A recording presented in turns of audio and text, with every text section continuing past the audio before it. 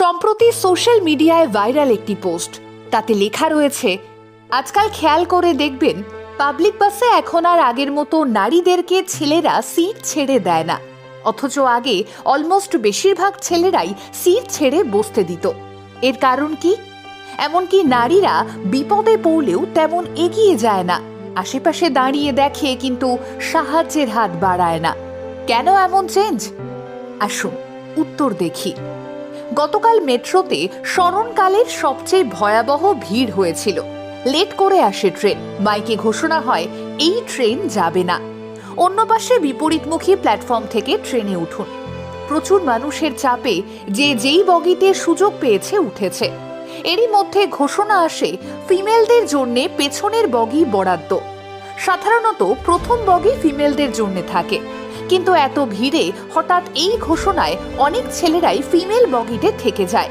যেহেতু অলরেডি অনেক লেট আর এখান থেকে বের হলেও অন্য বগিতে জায়গা পাবেন না, তাই অতঃপর উক্ত বগির কতিপয় ফিমেলরা সেই সব ছেলেদেরকে কোনো স্টেশনেই নামতে দেয়নি, গেট ব্লক করে রেখেছিল। এটা নিয়ে প্রাউড ফিল করে পোস্টও দেয় তারা। ব্যাপক শেয়ার রিচ পায় পোস্টটা। সেই পোস্টের কমেন্ট বক্সে একজন ফিমেলও নেই যে এই প্রচণ্ড উল্টোপাল্টা সিচুয়েশনে পড়া পুরুষদের পক্ষ নিয়ে অথবা সৎ অবস্থানে দাঁড়িয়ে কিছু বলবে। প্রত্যেকেই আপুদেরকে সমর্থন করেছে। কেউ একবারও বলল না এখানে পুরুষরা হেনস্থা হয়েছে, তাদের সঙ্গে বাজে আচরণ করা হয়েছে।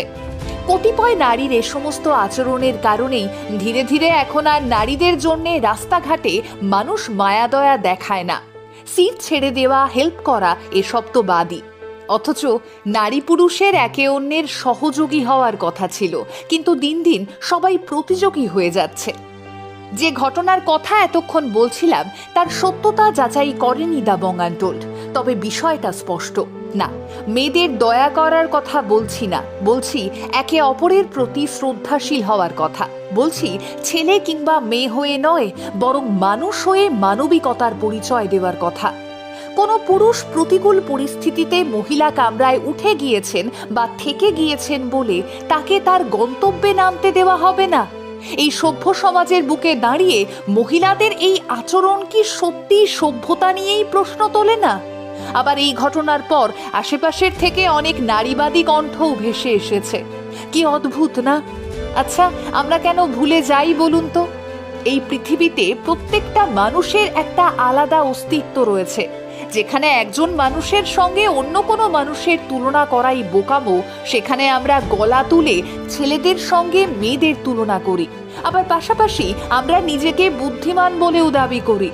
কখনো সেই বুদ্ধিটাকেই কাজে লাগিয়ে একটু ভাবুন না, আমরা যদি বাস্তবের যুক্তি দিয়ে একটু ভাবতে বসি যে ছেলেরা মেয়েদের সমান নাকি মেয়েরা ছেলেদের থেকে এগিয়ে, দেখবেন ঠিক বুঝতে পারবেন তুলনা হয় সমানে সমানে। আর আদতে ছেলেরা এবং মেয়েরা তাদের যে যার নিজেদের জায়গাতেই সেরা। আর হ্যাঁ, কোনো একজন ছেলে বা মেয়ের আচরণের ভিত্তিতে সমস্ত ছেলেদের বা মেয়েদের বিচার করবেন না, কারণ ছেলে বা মেয়ে হওয়ার আগেও আমাদের পরিচয় আমরা মানুষ, আর তার পরিচয় মানবিকতায়।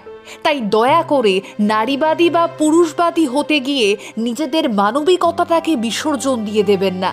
তাই ছেলে মানেই খারাপ, ধর্ষক কিংবা নোংরা মানসিকতার, আর মেয়ে মানেই লোভী, স্বার্থপর, এই সমস্ত বস্তাপচা ধারণাগুলো থেকে দয়া করে বেরিয়ে আসুন। দেখবেন এই পৃথিবীটা আরও খানিকটা সুন্দর মনে হবে।